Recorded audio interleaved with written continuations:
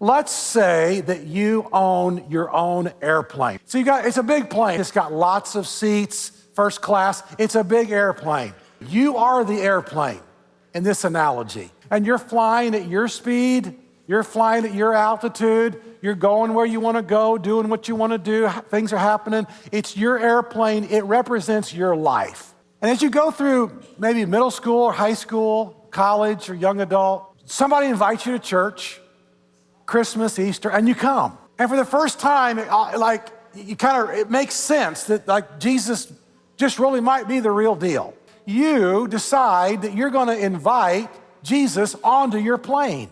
You're going to give your life to Christ. And so Jesus now gets to come on your plane. But where do you put him? And so because it's new to you and you're not really well versed in this, you put him in the baggage claim. He's on the plane.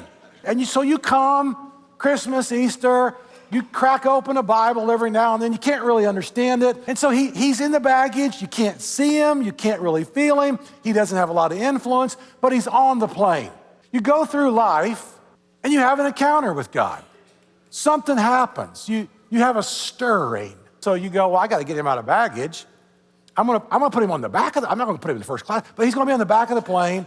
And so God is on your plane and you're flying through life and he's kind of like moving up. You go through a crisis and you really need God. You go through a divorce, you go through a bankruptcy, you lose a loved one, you struggle with infertility, several miscarriages. You're going through the hardships of life and you need God to pull through. Whatever you needed, God stepped in and stepped up, showed up and showed off. Does what God can do. Now you move him to first class. And so you really get serious about your faith. You're going to the secret place, you're reading the Bible, you're having encounters with God, you worship God, and you decide to invite God up into the cockpit. And God is now in the co-pilot seat. And that's how most of us run our life. And again, this is good. We're asking God to bless our deals, and we're asking God to bless our life. We're still flying the plane. But one day, as you're flying your plane, you have the audacity to ask God how you're doing. God says, man, you're doing good. You gave your life to me. You let me come on the plane. I send baggage. It's a little cold down there, but you let me on the plane. And then we began to grow and you began to trust me and you took 2 steps forward and 1 step backwards and you kept going and you're doing so good. And then you say, well, God, is there more? And God says, well, now that you ask, I have a dream. I've had a dream since the foundation of the earth.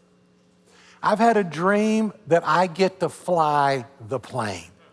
Well, God, look, you know what? This is my plane, okay?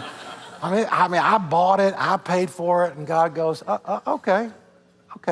Well, actually, it's my plane. Well, no, it's not your plane, God, it's my plane.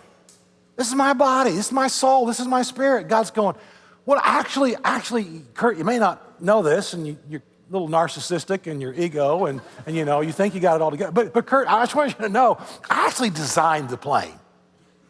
I actually designed all the 8 octillion atoms. I actually designed all 37 trillion cells. I actually designed all the bones, all the muscles. Kurt, I actually designed the plane. You did all that, God? Yeah, I actually did.